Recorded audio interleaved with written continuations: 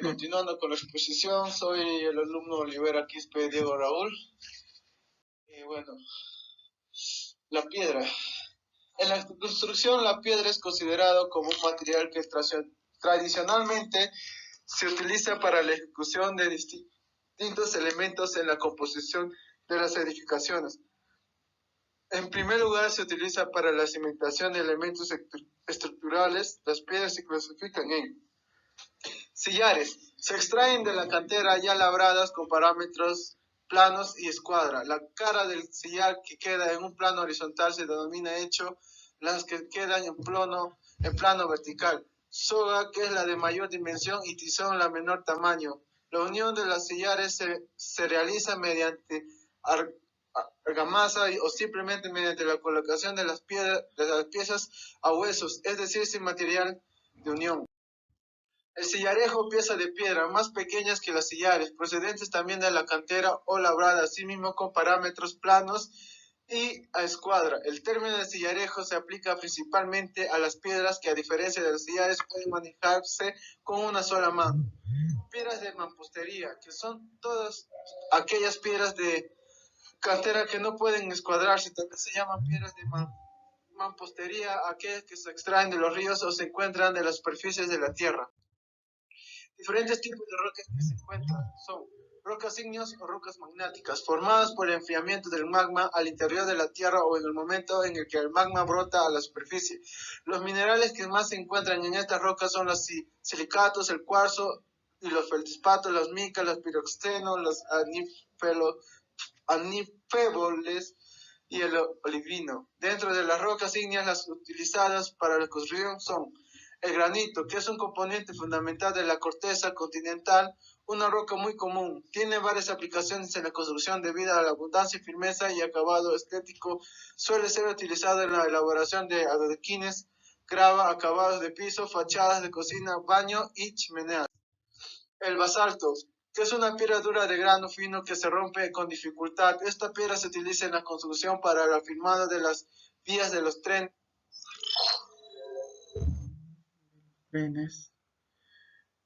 Pumita o piedra pómez, formada por el enfriamiento rápido de una lava rica en gases.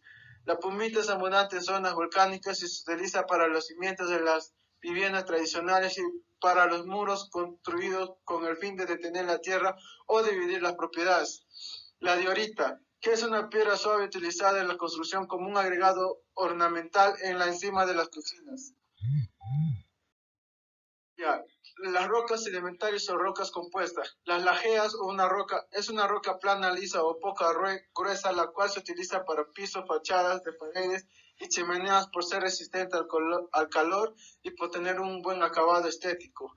El avertino o roca carbonatada, que contiene fósiles o impresiones de organismos acuáticos que se forman cerca de las surgencias de aguas subterráneas y que se utiliza frecuentemente para fachadas como elemento ornamental.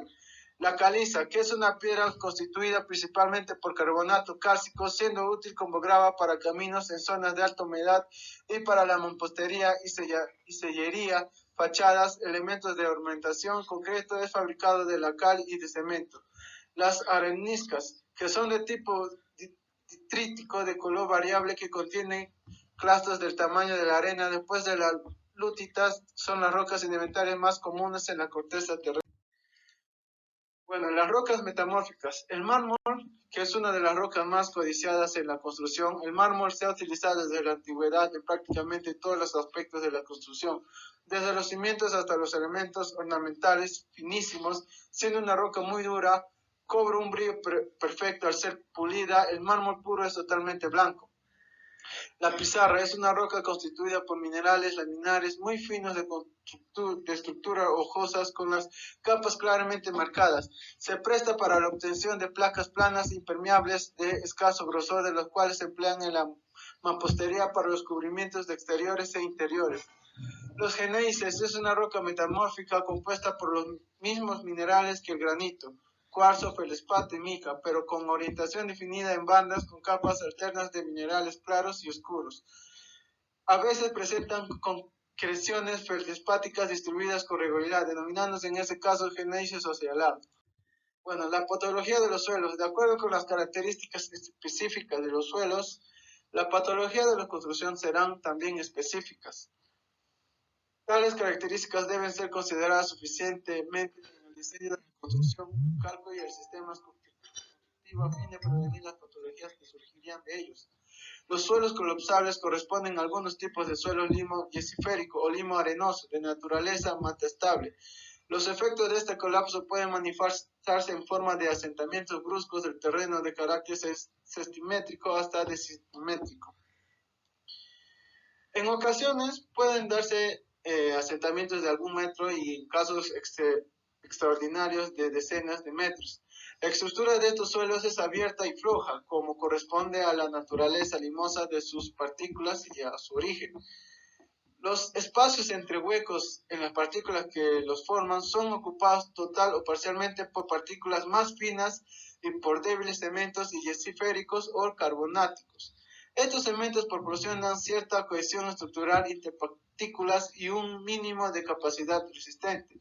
En ausencia de agua, estos suelos, cementos, se mantienen estables, pero en presencia de agua el cemento se disuelve y el suelo pierde la escala capacidad portante que tenía y colapsa. Si además el suelo soporta la carga correspondiente a una estructura, el colapso se acentúa y dicha estructura tendrá a colapsar o asentar bruscamente. Cuando ocurre el colapso, el suelo y sobre encuentro una edificación pueden producirse daños en su estructura. Estos daños se manifiestan de modo semejante a los generados por asentamientos diferenciales y se presentan lesiones como fisuras, grietas, desprendimientos, entre otros, y en algunos, entre otros, ¿no? La inestabilidad de taludes. La inestabilidad de los taludes está condicionada por la acción simultánea de una serie de factores. Desde un punto de vista físico, los 22 deslizamientos se producen como consecuencia de los desequilibrios existentes entre las fuerzas que actúan sobre el volumen de terreno. Los factores que influyen en la inestabilidad de taludes pueden separarse por dos grandes grupos: factores internos y externos. Los factores internos condicionan las diferentes tipologías de deslizamientos, los mecanismos y modelos de ruptura. Factores que influyen en la inestabilidad de taludes. La litología o formación geológica. La litología de los materiales aflorantes y su grado de satelización condicionará sus características físicas y mecánicas, y por tanto su estabilidad potencial, por lo que el comportamiento varía de los materiales a otro, aun cuando actúan sobre ellos con igual intensidad. Los mismos factores, los parámetros resistivos, dependerían de la composición mineralógica y la estructura, computación, tamaño, forma y cimentación de las partículas que formen la roca o sedimento. La estructura geológica. Martínez menciona que otro aspecto de gran importancia a considerar frente a la estabilidad es la relación y combinación de la disposición geométrica de los materiales aflorantes con respecto a la orientación pendiente y altura de la dura natural. La geomorfología. La geomorfología, como el estudio de las formas de la superficie de la Tierra, su origen, los procesos relacionados con su desarrollo y las propiedades de los materiales. El modelo de comportamiento de un talud es determinante analizar la geomorfología y su efecto sobre los procesos de inestabilidad. Bueno, el estado de meteorización. Castañón Garay menciona que el agua y el viento continuamente afectan a los taludes, erosionándolos, y la erosión modifica la geometría del talud y por tanto los esfuerzos a los que está sometido resultan un talud diferente al inicialmente analizado o un modificado de las condiciones que tenía. La pendiente y el relieve. Martínez dice que la pendiente topográfica y la altura de las laderas son factores que condicionan el desarrollo de procesos de deslizamiento por su contribución a la inestabilidad de los materiales. Tanto es así que son parámetros utilizados sistemáticamente en la mayoría de los métodos de cálculos de estabilidad de taludes. El clima y la hidrología. Castañón Garay refiere que durante el periodo de lluvia los taludes se ven afectados al saturarse los suelos que los forman. provocan un aumento de peso de la masa y una disminución de la resistencia al esfuerzo cortante y la erosión de la superficie expuesta. La sismicidad.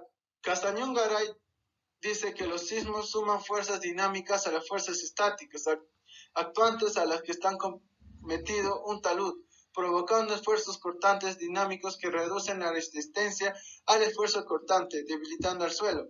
Un aumento en la presión de poro en taludes formados por materiales granulares pueden provocar el fenómeno conocido como licuación. Tipos de movimientos que se producen. El desprendimiento. Podemos definir como desprendimiento la separación de una masa de un talud de un desmonte mediante una superficie de corte, normalmente pequeña y cuya caída se realiza en gran parte por el aire.